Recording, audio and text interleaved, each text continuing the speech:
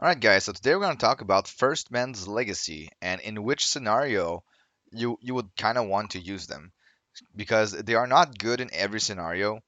They can be potentially very good, but not all the time. Alright, so first we need to understand minus 15% damage.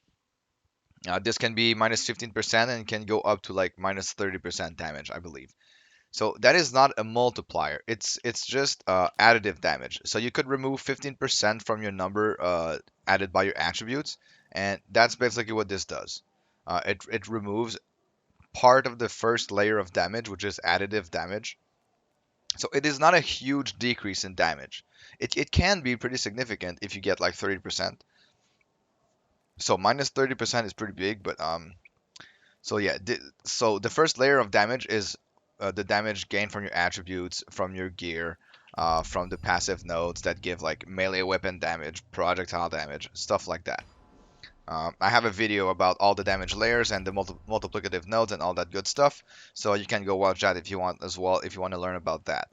But what we need to know here is that for First Man's Legacy, you're looking to get as close to minus 15% damage, uh, but it won't really matter that much. We're gonna see with the damage calculator a little bit later.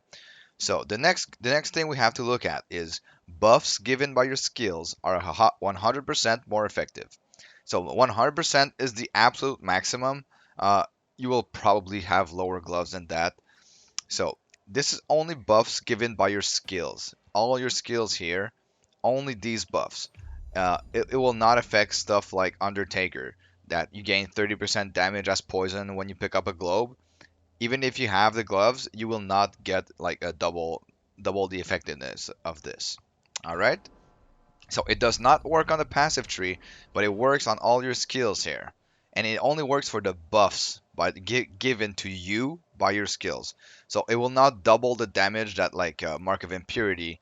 So Mark of Impurity uh, affects it affects the vulnerability of the enemy. So it is not a buff that you give yourself. It is damage like it reduces the armor of the enemy. So it will not work on this. But it will work on stuff like Fireball. So each of these skills, Flight of Gavineer, when the hammer is recalled, allies along its recall trajectory are granted a buff to a random damage type. Allies include yourself. So Flight of Gavineer, Winter's Grasp, Annihilation. They all have these runes. When skill grants a buff, when cast, this skill grants a buff to the damage you deal with the toxic and aether damage types. This one, when cast, the skill grants a buff to the damage, blah blah blah. So all these skills, Consuming Embers, Infinity Blades, which is when cast, the skill grants a buff to the damage from nearby allies. So all these buffs, except for Winter's Grasp, which is like lower percentage, but all the other buffs they buff your damage by 20%. Okay, so let's take for example Consuming Embers. I do not have the gloves, so it should add to my it should add 20% as fire to my damage. Okay, if I would take this one, it would add 20% as lightning to my damage. So we can easily see this here. Look at my damage. If I cast Fireball, I get 20% as fire. All right. This is a 20% multiplicative as part of the second layer of damage. So if I cast Winter's Grasp, though, like I said, Winter's Grasp is lower. It's only 10%. See, we only get half of it as Frost. If we do the same, okay, Flight of Gavineer, uh, granted a buff to a random damage type. It's actually not a random damage type. It's always lightning. I don't know why.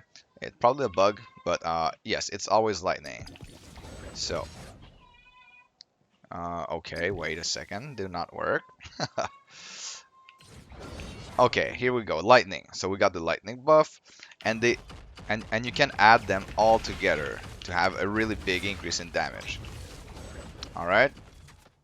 So if you have a build that revolves around getting these types of buff to buff one skill in particular, um, it could potentially be very good. So if I get one glove here, each of these will give me 40% now because I increased the effectiveness by 100%. So see that with the gloves, Fireball will now give me almost 20k, and without the gloves, wait for it to. We're gonna wait a little bit. Okay, without the gloves, only like 10k. And if I equipped both the gloves, I should get now 60%, which is like almost 30k damage. So yeah, so basically these are pretty good if you want to use this. If we translate that, if we translate that to like a damage calculator, like here. So I've already entered everything here. This is my turret build that I have online. All my stats are entered here. So here I can see, okay, I'm gonna erase this. Here I can see that the damage, oh wait, okay. So this is my damage at the moment, all right? 224. And then if I only, so we can check here if I only equip the gloves. So this is my hand, 40% material damage. If I equip a glove with minus 30% damage, it removes almost 4% from my damage from auto turret. If I was using bleeding edge, it would remove 4.28%. So flat damage is more beneficial.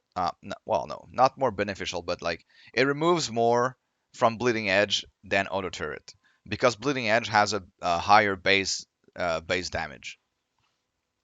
So if I have two gloves with minus 30%, it removes a lot. All right, but let's say that I was already using like one skill that gave me a buff. So we told earlier that each buff gives 20%. So if I equip two gloves that buff my that have 100%, it would be 60%, right? So now if I have two gloves with minus 30 and I use only one skill, it will increase my damage by like 0.72% and like 0.01% for bleeding edge. What if we had minus 15% damage on our gloves instead of minus 30? Now we would get a small increase, 2%. What if we use two skills that increase our damage with buffs? With two skills, 120. If we use two skills, now it's much better. So it's if your build uses two of those skills, if your build uses two of those skills that increase your damage of the type of the skill like this, like Infinity Blades and Consuming Embers and stuff like that, it might be very beneficial to use the gloves for damage. If we go back here, let's say we only use one glove. We only use one glove. One glove, wait, yes, yes, one glove with two skills would give us 5% increase if we have minus 15% damage. By the way, guys, this damage calculator, if I will post the link in the description below.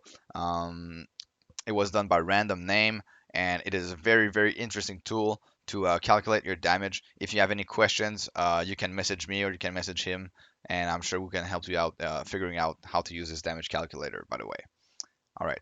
So if we only have one buff though, if we only have one buff and one buff and one glove, see, our damage increases by like 1%. So it's not that worth it because you lose rage and willpower cost. And I did not take into account that we lost main stat as well.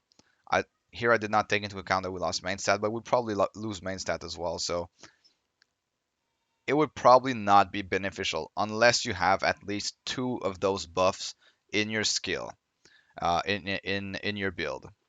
So another way you can use it, if you don't want to use those for damage, if you don't want to use the gloves for damage, you can use them to increase your movement speed. So Aether Jump has this rune here. Increases your attack speed and spell casting speed, and then increases your movement speed.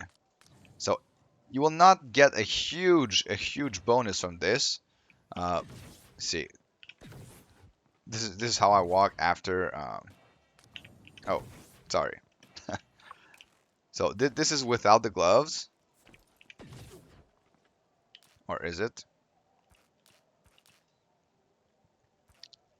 We still have the movement speed buff. It lasts for very long. Let's just wait until this. Okay. So now we are without the gloves. Without the gloves, 7.4, we go up to 8.5 meters per second. If we use one, we'll go 9.6. If we use two, 10.7. So you could potentially go much faster. There are other skills that are very good with this, like say for example Dusk Shroud. Um, so Dusk Shroud with the gloves. Okay, let's try without the gloves first. This one is very noticeable. This is without the gloves, and if you put both gloves, look how we run fast right now. All right, so there are other skills that could be potentially very good with, like Sovereign Shout. Gives us a lot of buffs here, so this could be pretty good. You just have to test and see which skills give what buffs, and it works with all the buffs given by skills. So I think we went around, guys. In conclusion, First Man's Legacy gloves. Try to look for like as close as minus 15% damage and 100% more effective buffs. Try to look for these stats. They could potentially be good in builds that use at least two of those skills that increase your damage dealt. If you only use one, I don't think it is worth it. Unless you want to use them for utility like movement speed or stuff like that. So that is it, guys. Thank you so much for watching.